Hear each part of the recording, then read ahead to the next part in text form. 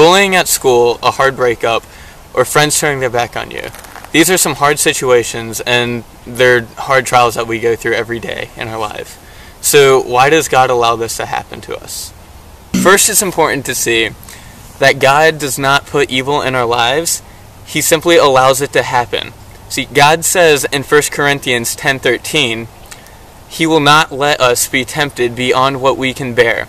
When we are tempted, He will provide a way out for us so that we can stand up under it. Secondly, God tells us to consider it pure joy when we face trials, because the testing of our faith develops perseverance so that we may become mature and complete. And finally, in all things, God works for the good of those who love Him. So what now?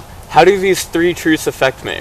Well, I challenge you to see the trials and temptations that you face every day as tests of faith to keep your trust into God.